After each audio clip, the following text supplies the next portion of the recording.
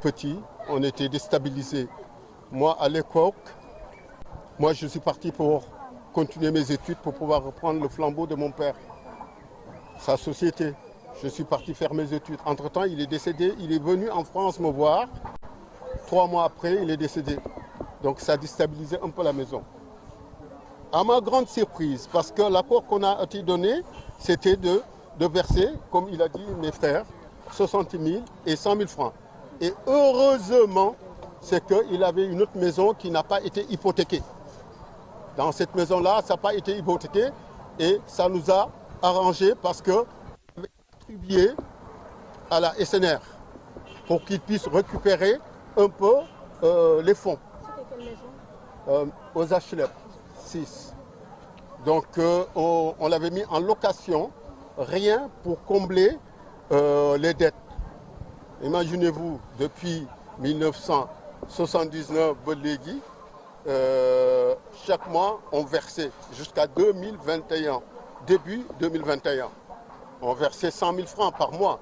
C'est déjà quelque chose. Si on calcule, il y a quelque chose qui comble quelque chose.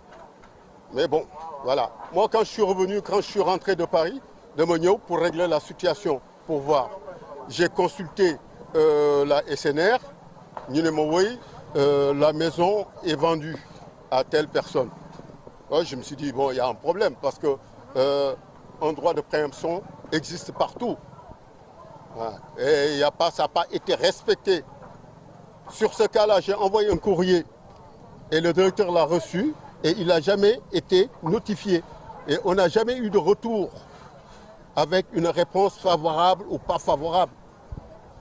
Donc là, à l'heure actuelle, on est en procédure avec la SNR parce que le monsieur qui a acheté la maison, il a acheté en bon uniforme. On n'en disconvient pas. Mais sous une autre forme, ce qui veut dire qu'il y a un problème quelque part. Entre les deux maisons qui sont de côte à côte, tu les achètes à un prix dérisoire, or que moi-même, personnellement, si j'étais au courant, j'aurais pu l'acheter moi-même. Mais c'est le Sénégal. Lu waay neex def da ngay dem lijjanti ci suuf l'ancien régime bi fi ñu ko nekk moo def loolu yëpp parce que la SNR c'est l'État. Ku nekk da nga daan jël. Le directeur général, le directeur de la SNR, je l'ai vu personnellement. On a discuté. Mais vous savez, la vente, comment ça a été fait? Ils ont dit que c'est aux enchères. Ils l'ont passé dans le journal. C'est pour masquer les choses. Mais c'est eux qui décident qui c'est qui doit attribuer, qu'on doit attribuer la maison. Et loolu yoon du yoon enchère da nga koy teg ñu ku nekk di wax man maay fay kële di fay kële di fay affaire bi yéeg. Mais loolu amul. Loolu amul. Ils l'ont dañ ko def ci journal bi j'ai le journal dañ ko def ci journal. Pour gars yëpp gis pour wane ni dana jaar ci yoon ndeke jaarul ci yoon parce que c'est la SNR qui a fait ça donc ce qui veut dire que ni mu ko jaayee man mënoon naa yëkkati sama loxo 45 millions kële mënoon na yëkkati keneen mënoon na yëkkati fii ay multimilliardaires ñoo fi nekk du waa ji ko jënd rek fi nekk war a jënd ñaari kër ci benn bés à 40 et quelques millions grand nañu waxante dëkk bi li fi am kenn mënu ko wax c'est que ñun nit ku ñuul la ñu war a ñun dañu war a changer suñu régime bi ñu nekk Diomaye dañ ko nommé pour mu changer ñu suñu dëkk parce que amuñu woon voix bu ñu mën a wax si urne yi lañ ko mën a joxe ñu joxe ko si urne yi ne Diomaye yow la ñu gëm ak Sonko pour mu mën a teg fi dëgg gi am fii def nañ ko ñi ngi liggéey mais gis nga fi mu nekk nii l'histoire c'est que à l'heure actuelle le nouveau directeur de la SNR foog mu dégg li ñuy wax foog mu dégg li ñuy jooy parce que moom toog na télé wax ko ne la fa am SNR bëri na la fa régime bi nekkoon ña fa nekkoon nekk yàq nañ lu bëri ñu ngi def ay enquête moo tax ce gars qui l'a acheté mi ngi profité woo policiers yi ñu ñëw parce que moom il est dans son droit mais dans son droit il faut que ñu xam lenn xam nga mooy terrain Dakar dafa am barème fii barème bi mooy dinañ ko jaay 1 million ou bien dinañ ko jaay 100 000 ou bien dinañ ko jaay 200 000 barème boobu moo am Sénégal te foog ñëpp respecté ko donc suñu jëlee 315 mètres carrés jaay ko à 40 millions c'est que ils l'ont vendu à combien 100 000 francs le mètre carré kan mooy dul jënd fii terrain 100 000 francs le mètre carré fii mais dëgg la kon ñun ñëpp ñu dëkk ku nekk benn mètre carré ngay toog ku nekk benn mètre carré ngay toog nga dëkk fa sa néeg 100 000 francs ñëpp koy lijjanti ñëpp koy am mais du yoon waa jëlee ñëw fële jóge fële on nommé Talla Fall moi je le dis en vive voix hein. J'ai rien à cacher parce que je sais que moom moo ko jënd moom moo joxe ordre bi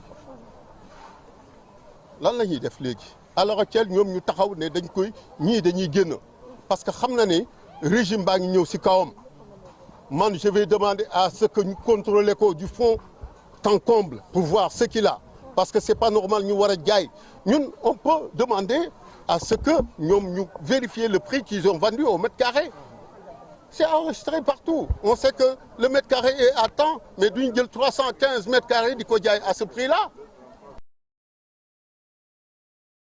non c'est que ñaari kër yi bokk ñu titre foncier. C'était l'ami de l'ancien directeur Boubacar Diallo. Oui c'est que c'est ça le problème c'est que mënoo jënd ñaari kër yoo xam ne bokk ñu titre foncier à un prix le même jour le même heure et tu évacues les gens le même jour le même heure il y a un problème quelque part gars yi. Il s'agit de 2 maisons. Mais à l'heure actuelle, moi je vais poursuivre mon parcours du combattant à l'heure actuelle avec la SNR. On a fait une demande d'annulation de vente. Danaa la kooku def nañ ko on l'a fait. On va poursuivre. Lui, s'il construit et que l'État, le droit nous donne de récupérer notre bien, c'est à lui, c'est son problème. Mais xam naa ne Sonko du ñu bàyyi noonu Diomaye du ñu bàyyi noonu parce que nit ki fii ñoo ko moom ñoom dañu nommé directeur SNR bu bees donc directeur SNR bu bees boobu foog mu liggéey li muy def war na ko xam te dana ko xam nit ki soo nekkee dit ku jub dara du la dëngal kon nag nañ ko jéem a def niñ ko waree. la ñu waroon. dette bi enfin c'était hypothèque 25 millions la woon 25 millions pour benn kër gi. 25 millions comment vous avez remboursé affaire bi de 11 millions. Mais c'est ça c'est que mon père était vivant et il payait. On a des reçus. Il versait il avait am nañ benn reçu boo xam ne 11 millions la versé à la BNDES. Donc tout ça on l'a. Mais en fait c'est que la SNR joue un faux jeu. Ils disent qu'à l'heure actuelle du fait que nous on a cotisé payé de 76 jusqu'à 2025 ils disent qu'il y a des intérêts conventionnels enfin voilà ils nous proposent de 80 millions intérêts conventionnels dont celui qui a profité dont mon père le feu Medoune Ndoye a acquis cette prêt est décédé il y a plus d'intérêts conventionnels dans la loi, c'est ça. Les intérêts conventionnels sont arrêtés. Donc, ce qui veut dire nous, les dettes, on l'avait fini de le payer depuis longtemps. Intérêts conventionnels, ça veut dire quoi dans ce pays? Nañu waxante dëgg parce que ñoom, en fait, ils cherchaient à fuir de leurs responsabilités qu'ils ont pris. Parce que, en fait, c'est que tu as l'impression que ñoom dafa am ay nit yoo xam ne haut placé de la SNR ñoo def magouille boobu moi je pèse bien mes mots parce que lii du yoon am na waa SNR c'est que c'est l'ancien régime ay ñoom ñëpp am na yoo xam ne dañ ko def si loo xam ne leerul foog ñu leeral ko dëkk bi nit ñu xam ñun ñooy kan ak fan la ñu bokk fan la ñu jógee. Ancien directeur c'est Boubacar Diallo. li fi xewoon jaay moo war a deñ sunu maam yi sa frère da daan jël maye kële yóbbu kële ñu yóbbu leen ñu dem roi bi ñëw borom dëkk bi ñëw ne kii na dem ñu jël leen yóbbu mais léegi amatul dañ ko war a arrêter nit ku nekk li nga moom ñàkk ko dañ la ko war a jox nga war a évoluer avancer dans la vie nit ki ñun dañuy war a gëm suñu bopp ñun ñii du ñi fi njëkkoon nekk di lekk xaalis bi ba pare ñëw indil ñu ay problème yu dul jeex foog ñu di ko wax voilà man loolu laa amoon lu may wax man dama ñibbisi pour liggéey sama dëkk parce que fii laa gëm fii laa nekk ça fait 46 ans que je vis en France am naa samay kayit yëpp je suis né avec la nationalité donc à laquelle j'ai indi samay doom samay famille ñu ñëw nekk fii parce que lu ñu war a mën a am fii lañ ko mën a amee mën nañ toog France def fa lu ñu neex dee fa ñu ñu suul ñu si tombeau boo xam ne ñaari 5 ans lay duré mu jeex takk mais man dama bëgg su may dee ñu deewee fii si dëkk bi